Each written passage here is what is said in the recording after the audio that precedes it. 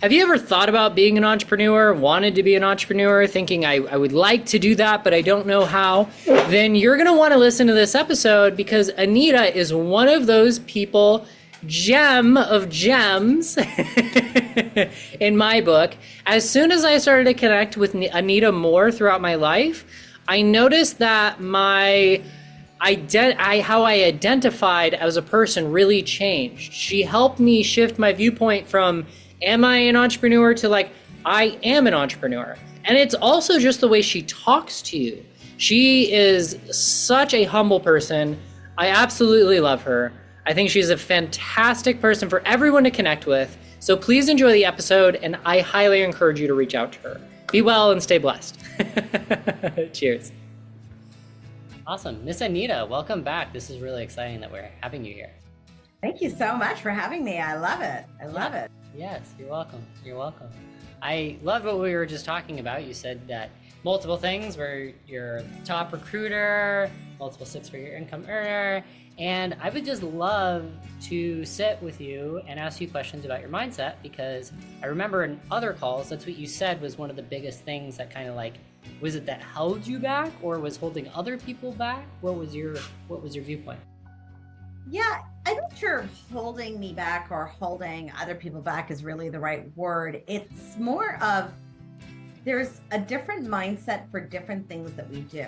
And so if you don't have the right mindset, it can feel like it's holding you back. So what I mean by that is that, I had a great mindset for being a really great employee. I had a huge amount of loyalty. I had a huge amount of integrity around the work that I did, a huge amount of respect for my structure, the company that I worked for, and the work that I did. So I had a great mindset to be a really fantastic employee.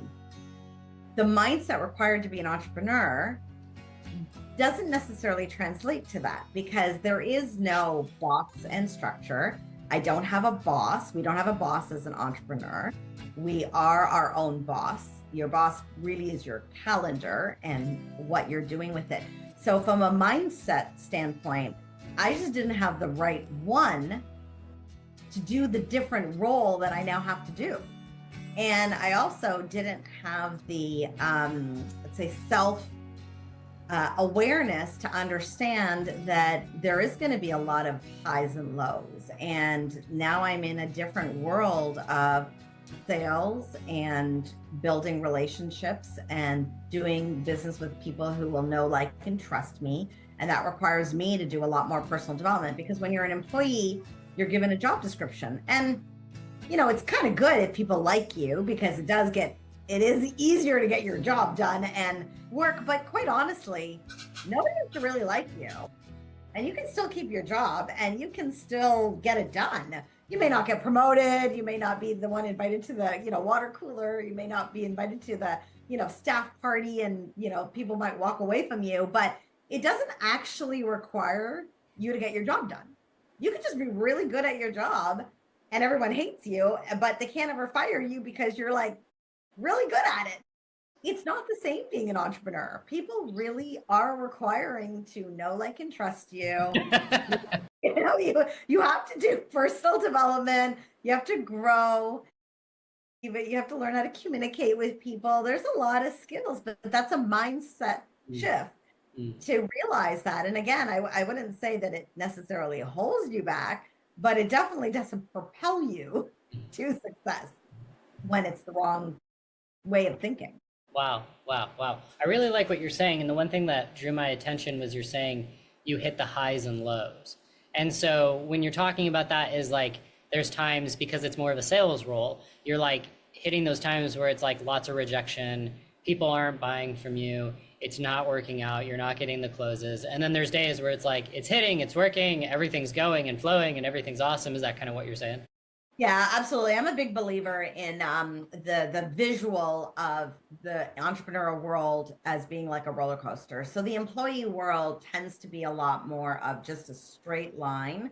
Really up, right? Up that corporate ladder, you get, one promotion, next promotion. And for the most part, it's pretty much a straight line. You get into a company and you kind of know your trajectory and you do your day-to-day job and you kind of aim for a raise and a promotion.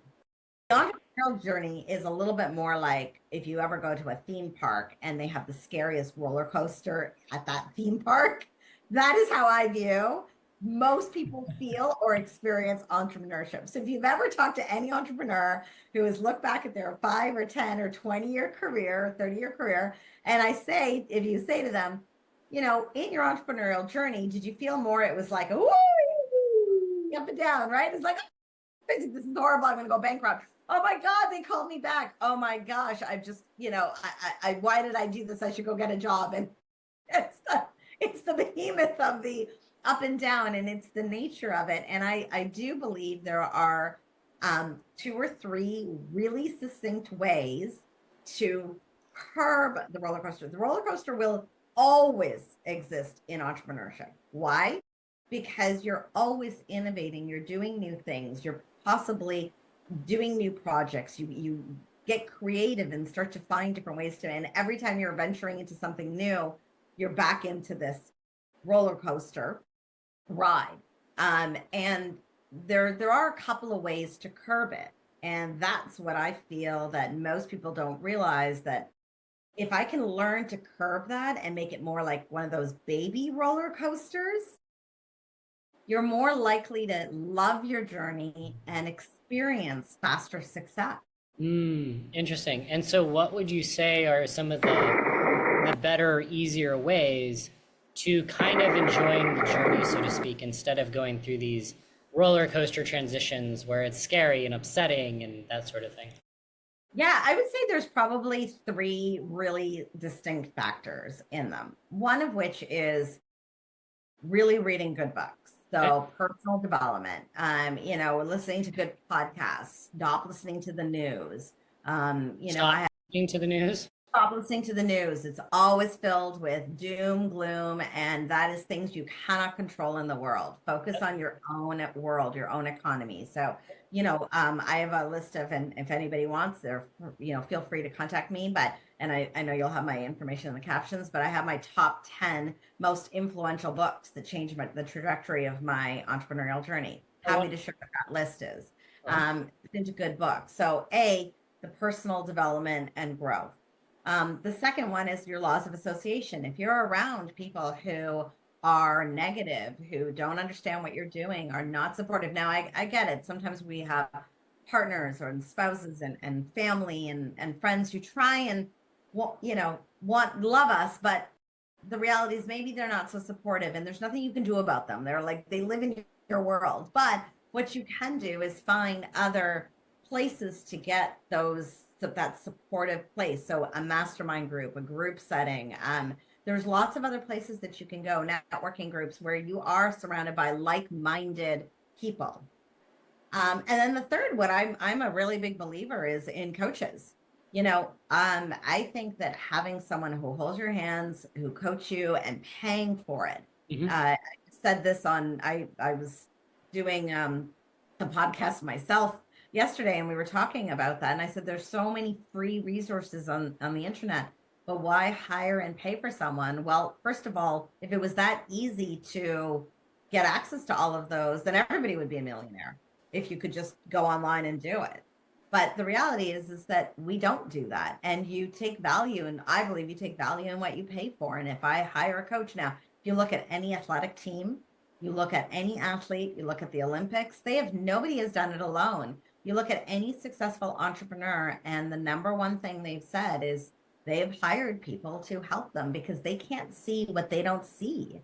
And coaches in any athletic sport have been hired, and they have a team of them with different things. You've got people who will focus on their mental health, and you've got others that focus on their nutrition and then on their physical. And same in coaching. You might need 2 or 3 different types of coach. I don't think one coach can really do it all for you, but I also think you can outgrow coaches, and that's fine. Yeah. But I think those are the 3 components that ease that roller coaster, because learning to make a sale is just a skill. Yeah. Learning how to, use an AI tool on your computer is just a skill. Being able to outsource some of the things you're not good at is just a skill. All of it actually stems from your mind. And I think there's 3 pillars that are required. Yeah, I think you're totally right. And when we're talking about the skill sets for being like an entrepreneur, and like just to clearly more define it, more of like a sales role, right? Because it's not just like we're not being the CEO and the accountant and stuff like that, because the entrepreneurship we're talking about is more focused on the sales aspect of things, right? Well, so I would completely argue with you. I built, I built my training program on 4 pillars, and the 4 pillars are, this is really, in my opinion, what defines the difference from an employee to entrepreneur: personal development and growth, sales and marketing, leadership, and what I call finances. That is being CEO, CFO of your business. Yeah. So really, as an entrepreneur, it is actually all 4. You are everything. And like a job, you are part of a larger company where there are different roles. When you're an entrepreneur and a business owner, you are all of those things. And yes, being an entrepreneur means you are in sales. You are either selling yourself, you are selling a service, or you're selling a product. You are in sales. But that's a technique, that's a tool, that's a skill set. That is one of many things that you have to get good at. Now, I do believe you need to wrap your head around the fact that if you say, I don't like sales and I think all salespeople are terrible, well, first of all, don't be an entrepreneur. Go back and find a job that lights you up, that you're passionate about. Amazing. Not everybody's meant to be an entrepreneur. We need people who love their jobs. We want people who love being an employee. And if you don't really love what you're doing and you think entrepreneurship is your calling, amazing. But if you just think you're going to be an entrepreneur because you don't like your job, go find another job. Go find something you're passionate about and get really good at it. Love it. But if you want to be an entrepreneur, just understand one of the things you're going to have to get really good at is sales. You're going to have to get good at figuring out how to earn money. And that's a sales component to it. But there's also other components to it. It is your mindset, personal development. It is that sales marketing. It is being a leader. It is understanding you're now the CEO, CFO, COO of your business. I agree with you completely. Wow. This is really powerful to think about. And so how do you go from having these down days where it's like, no one's closing, I just got screamed at for the 6th time, or just whatever, I'm just making something up. How do you kind of recover from that without coming into the boundary level of saying, I'm done? Yeah, and there are absolutely days. So everybody, 100%, everyone has had them. So there are a few strategies. So let me share with a few. I already mentioned this one. It is your laws of association. You are going to have days like that. So who can you call?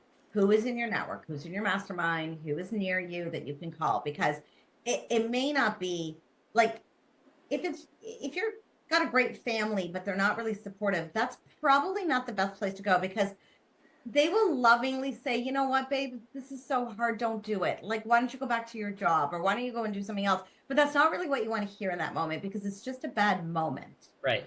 Really want to do this. So they're lovingly saying these things to you, but it's not really what you need to hear in that moment. So, and they also, you don't want to disappoint them. Like, you've been working hard. You're obviously not making enough income, or, you're not getting that biweekly check or that payment that comes in. And so when you have a bad day, you're also putting doubt in their mind that you can't do this. But the reality is you can do this. You're just having a bad day and a bad moment. So what I recommend is that you have someone to call, have either mastermind group, have a good friend in your laws of association, have an accountability partner, somebody that's on the 911 that you can call and go, help, I'm having like a really bad day and this is like nothing has gone well. That's one.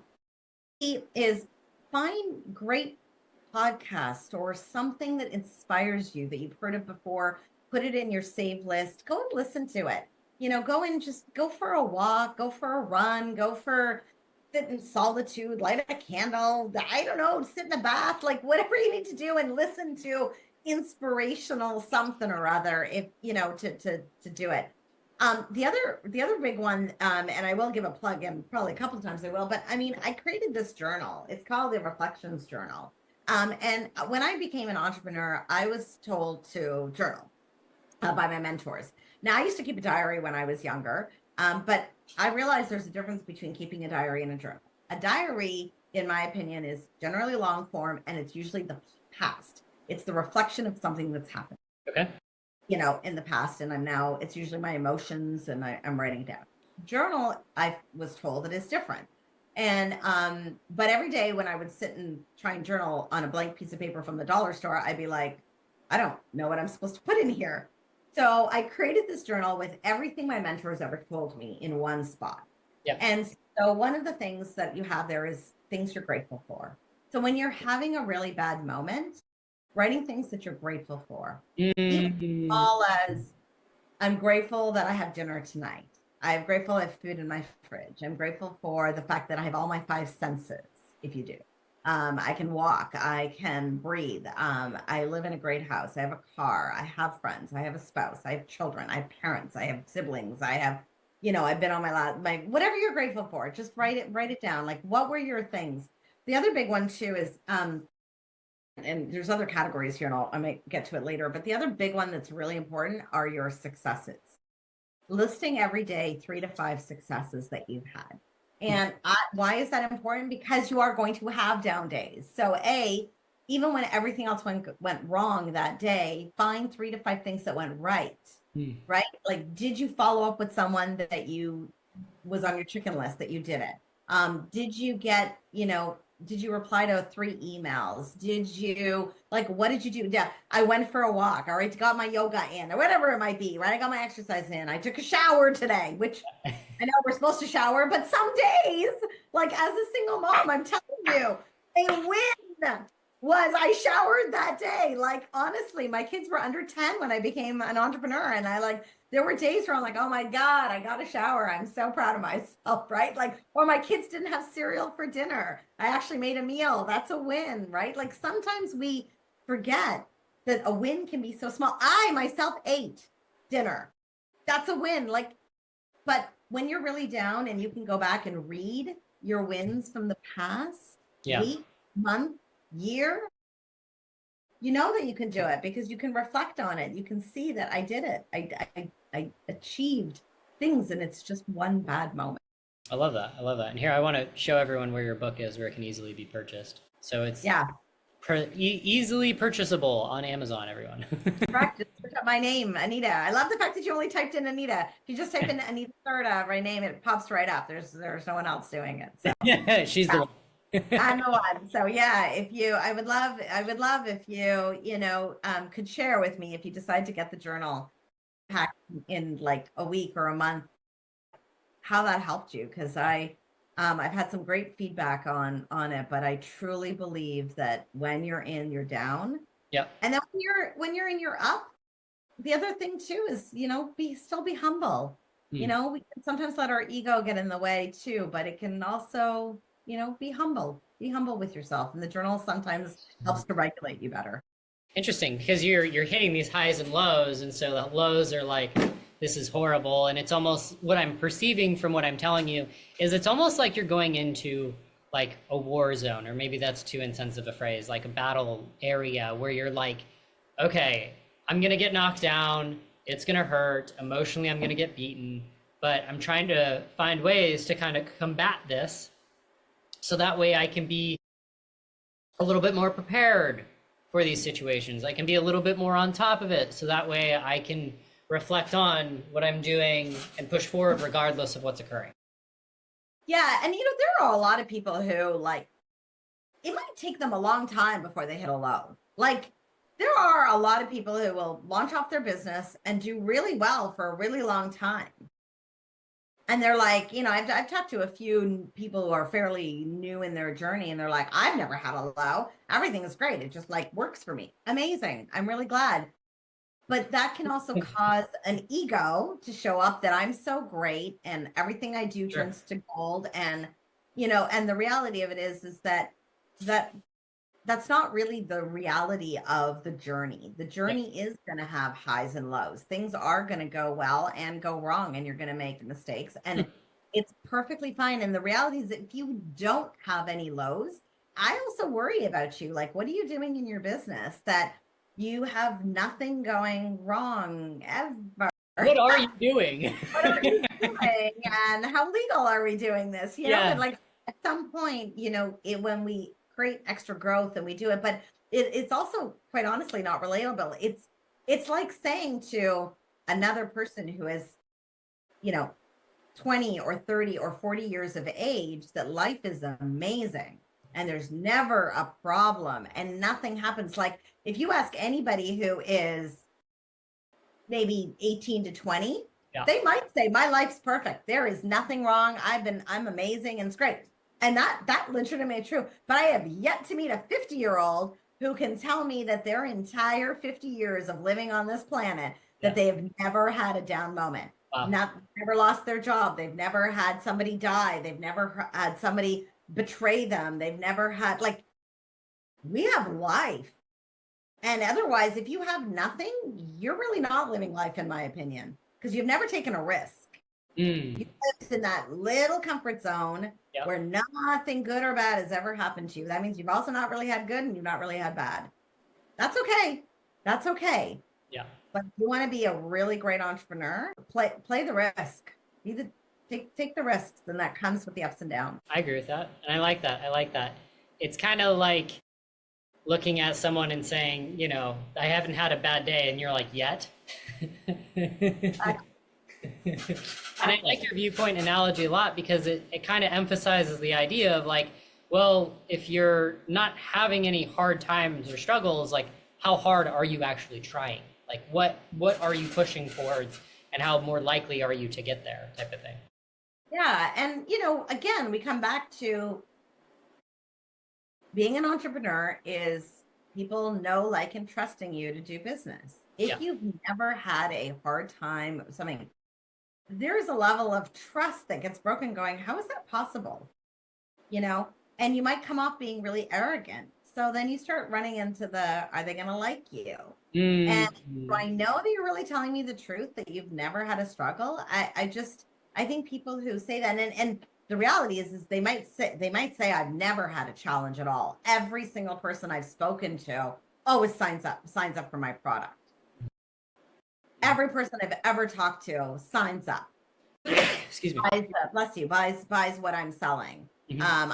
I've never had an issue with taxes. I've never had an issue with, you know, my software. I've never had an issue with a call. I've never had, everyone I talk to loves what I have to say and buys from me immediately. Yeah.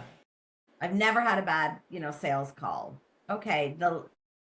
You run the risk of also just not being relatable to your audience when you say things like that. And in my opinion, that means that you probably have a little bit of work in personal development to do. Wow. I like that. Interesting. And you know what was great about you saying this is I feel like you're not just talking about it but not doing it, because I remember having a conversation with you, I think last week or the week before, and I was complimenting you because I'm like, wow, you're like this like successful person. You give me a very genuine thank you. You weren't like, well, yeah, obviously I'm the successful person. And I really admired that because I was like, oh, wow, you know, that's cool. Like I gave her a compliment and she accepted it. And it wasn't like, you're better than me or something like that. No, absolutely. And we all have our strengths, you know, and everybody's different and and that's what makes the world go around, is that we all have differences. And, you know, what I might have had some success in one area doesn't mean I have successes in all areas of my life. And you might have different successes in your life in one area and maybe not another. And I think that's the thing, is that don't ever compare yourself to anybody else. Yeah. Like even if you're in the same stream or in the same industry, it's so easy to start to compare yourself. So, you know, if we were both real estate agents, let's say, you know, and you're competing and comparing, like everybody's got their own strengths. So, you know, it's very rare that people are doing something so unique that no one else does it. Like very rare. Like there are other people who have an employed entrepreneur type program like I do. Just they do it differently than I do. Like there are people who coach and train, and some people specialize just in women and some specialize just in different things. So there are competitors to everything. I'm not competing or comparing myself to them. It's looking and saying, oh, look, they have so much more success or they've done so much more. And I don't know their life. All I can do is go, I need to be better than I was yesterday. Right. I need to compete with my own self and say, what am I doing that's better than another? And, you know, we all have different parts of our world that you're better at. Like, I know that there are certain things in my life I've done very, very well. there's also parts of my life and that I haven't done well. I also know that there's some relationships that I've kept and done very well in, and there's some relationships that I haven't done well in. And I know these things. All my job is to do is grow, reflect, and be better than I was the day before. Cool. That's awesome. That's So I awesome. appreciate your compliment. I accept it. I honor it. I thank you for it. Yeah. But that doesn't make me any better than you are. It just so happens that in one little area, maybe I've accomplished a little bit more than you have in this one tiny little segment. Interesting. Wow. Wow, that's cool. That's cool. I really like that. And that's kind of nice to point out too, because it kind of gives a full reflection on the entirety of the thing, you know, and I like what you're saying too, because this revolving idea that I'm getting from you is it's being around the right kind of people, and it's having the right kind of things in your life, like the journal and the other things that will help you propel yourself. It's having that networking group or entrepreneur group. It's having a coach. It's trying to reflect on yourself to like push yourself in the right direction. There's certain strategies you can use to really help yourself go further, not just get stuck in the mud, so to speak, and just be, oh, I can't go anywhere or do anything about it. To be clear too, is with technology the way it is, you know, if you happen to be watching this and you're an employee and you have a job and maybe you have no real interest in becoming an entrepreneur, and amazing, because we need people who love their jobs, it doesn't change the fact that you still can't grow and develop yourself. So when you're doing your 1 hour commute every day, you know, then instead of listening to the news or listening to music, take half an hour out of that hour and listen to a podcast. Wow. Listen to an audiobook. Like, you can get an entire university degree in a year just from your drive time university. You can make it a drive time university. Like, so when I go anywhere, I have a podcast that, you know, I have a few podcast people that I really like, and most of their podcasts are about an hour. I usually listen to it at 1.5 speed, so I can finish it in about 30 minutes. Nice. And then I treat myself to 30 minutes of music or 15 minutes of music. So I'll listen to 5 minutes of music when I get in the car, kind of get, you know, and I got a long drive to go. And then I will listen to a podcast or two. And I don't do audiobooks. I love reading, but a lot of people like audiobooks, so it's fine. But find moments in your day where you can do that. So even as an employee, I promise you, if you are looking to move up in your company, if you are maybe looking to move companies and want a different job, if you want one tip or trick to guarantee, and I really mean that, you can hold me to it, I guarantee that you will have greater employee success with a promotion, a new company, elevation of salary, if you do this one thing, which is personal development. Wow. If you grow yourself through reading or podcasts or courses or audiobooks, and if you say, Anita, I don't have time for that. And I say to you, fine, do it in your car. Do it when you're driving to commute.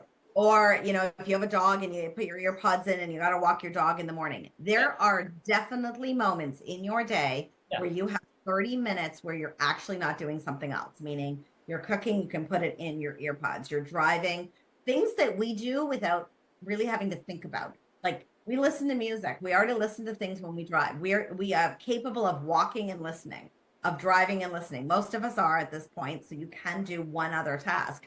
You can cook and listen to something. Find the moment in your day where you have 30 minutes where you're already doing something else and you're going to do your personal development. Within 1 year, your friends, family, bosses, colleagues will not even recognize you. That's a different person. People will know, like, and trust you even more. You will get that promotion. You will get that raise. You will get, you know, another job because you are different. So well said. So well said. I love that. I love that. I love that. I love that. There's a lot to say about that and what it goes into and everything that can change for a person just from personal development. And I think it's kind of like the people who are looking at it and they're saying like, oh, I can't. It's just looking for that solution and saying, oh, how can I? How could I? Absolutely. Yeah. Absolutely. And Yeah. everyone has time. Like, and it's so easy now. I mean, you don't need a cassette player, if anyone knows what that is. You don't need If those even exist anymore.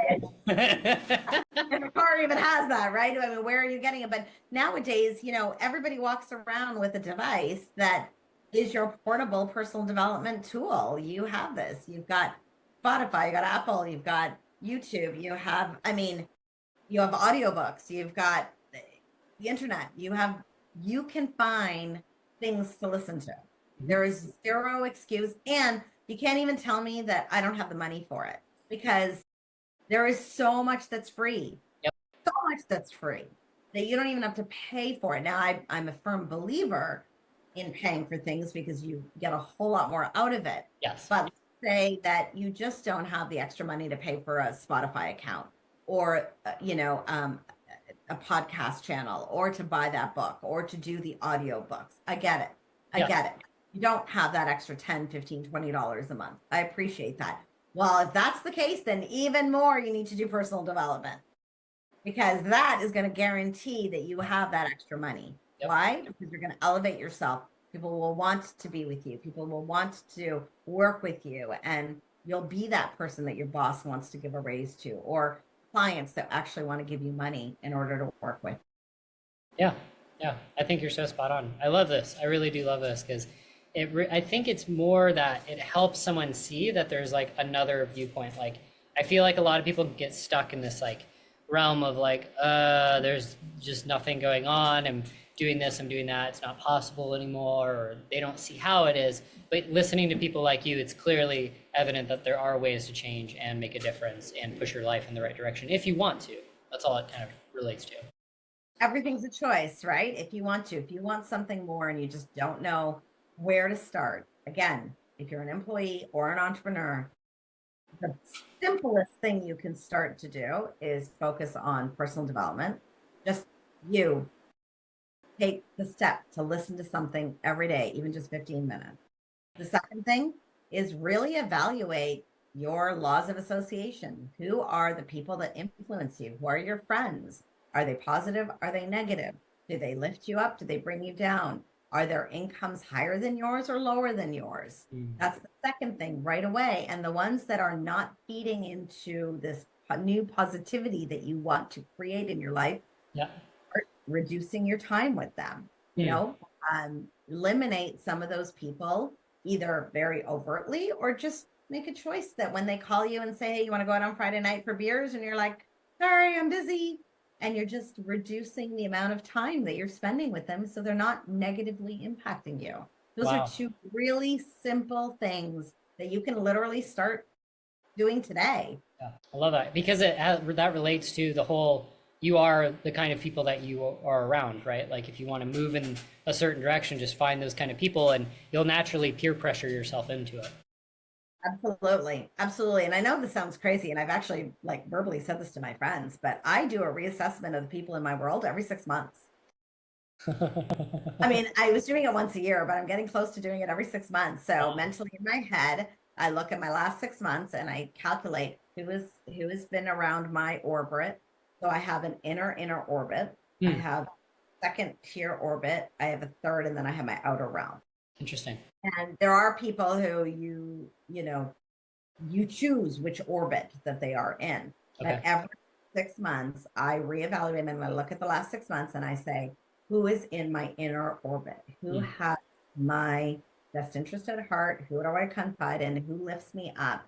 Who are my people? And I do that so where people I talk to all the time. Now, again, you might have a maybe not so supportive spouse. You may have difficult parents and family members where you just can't, disown them.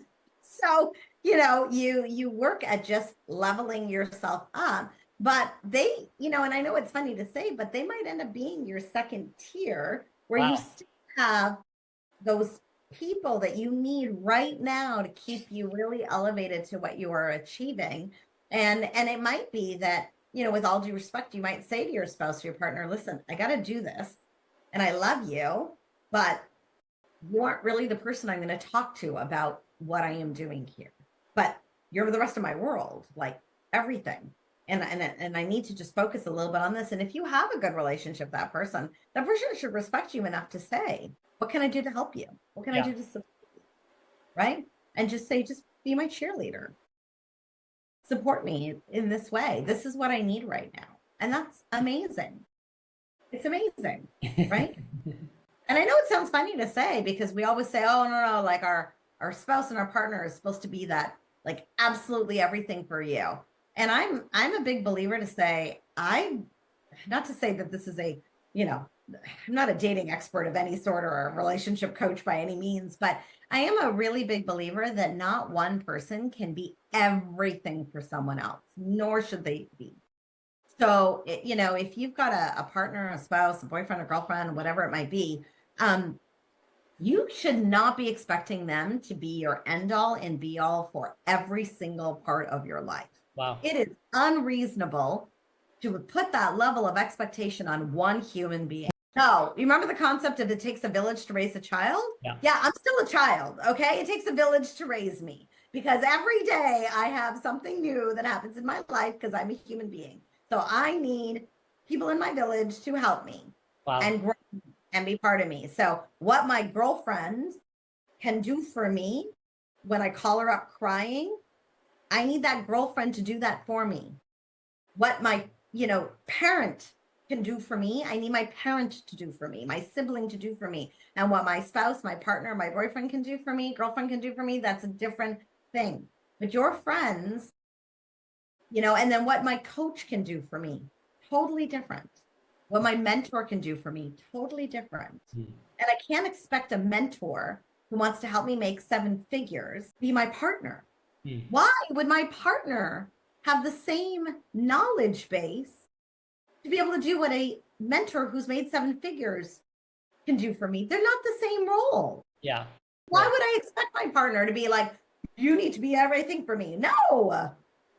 Again, we'll go back to like something that everybody understands. It's like someone who was in the Olympics. Yeah. Like the last Olympics, one of the favorite reels is like this guy who did this high jump and they were like, they plastered this. If you go and Google it, you can find it very easily. But he hit this astronomical height and he literally hit the mat and he bolted off the mat and straight and kissed his wife. And it was this beautiful, wonderful scene. And there were all these like memes about it. Like, your priority when you like go and run to your wife before you run to anyone. And it was this beautiful scene.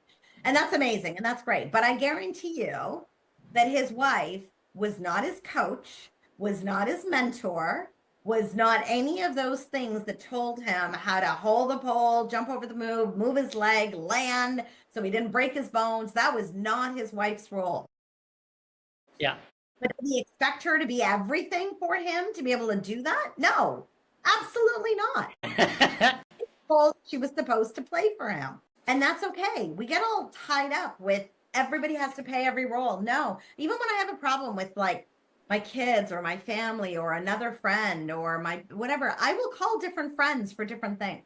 I don't expect one person to solve all my personal mental being. Like my poor friends would need to go to a mental hospital. You're so funny. So kind of what I'm getting from what you're saying, and just correct me if I'm wrong on this, in your life, you are basically forming a company. And throughout this company that's being created in this like invisible boundary level, parents hold and do a certain job for you. And then spouse or significant does a certain job for you. And friend John does a certain job for you. And you guys like quote unquote work together. And so by doing that, you guys are creating kind of this environment. It doesn't necessarily relate to income, but it does relate to personal growth or doing better in life, or these are the people that you want to surround yourself with because that's the right kind of influence you need. Yeah, I mean, that's a great way of saying it. And I know people will go out there and argue and say, no, you've got to prioritize. And yeah, but that's a really great analogy. It's this invisible house. Everyone's, an invisible company that everybody has their own distinct roles. You can only ever make yourself happy. This is about you. You came into this world, you're going to leave this world, and in between, there are people in it that are going to impact you. We do. We need to live in this company where everybody plays their own role and you play your own role and figure out what that is. And people will come and go from your life. Like, you know, Ian, like, are you still like, is that person from kindergarten that, you know, held your hand and you played with? Like at that moment in kindergarten, think back to your kindergarten friend. You know, that friend is what you needed in that moment, right? You know, the teeter-totter, like I needed a little girl to be on the teeter-totter with me. And I didn't need her to be, you know, 8 times my weight and 10 times my height. And, you know, I'm in grade 2 and she's in grade 6. Like, that's not, why is that not going to work? Because this is big. I'm going to sit down here. Like, I just don't even have like. Wow. Wow. I respect that. I respect that. I want to ask one more question because I feel like this is such a good interview. When it comes to like the piece of advice that I heard is like, find new friends, like basically create new groups of people. You don't want to surround yourself, and this is kind of relating to what you're saying as well. Don't surround yourself with the people that you knew when you were 5 years old. Like, and so I'm trying to understand and reason with this because I personally have my kindergarten friends that I'm like, I still want to talk to those people. Like, those are important people to me.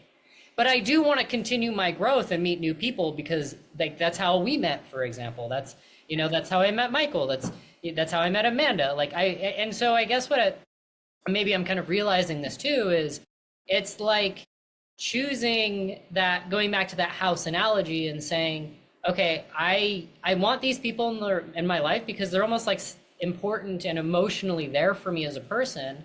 But and that's one room that I want to be in, but I also need another room that's about growth and meeting new people. And I need this to be like a revolving door of like, oh, who's that person? Who's that person? And maybe they'll go into the emotional growth room, but maybe they'll be in another room where it's like entrepreneurship is where we meet and shake hands, and that's where we do business together. So interesting, talking about the orbits again. Love that. Love that. I love that. I hear you. Awesome, Anita. Well, I'm all fired up. I'm like ready to make some phone calls and take some action.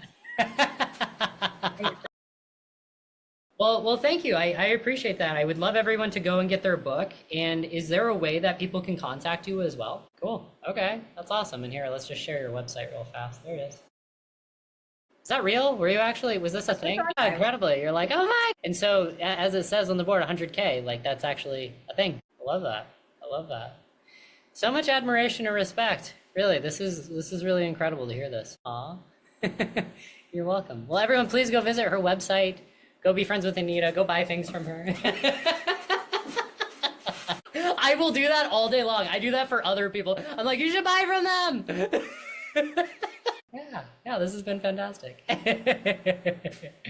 Cool. You're welcome.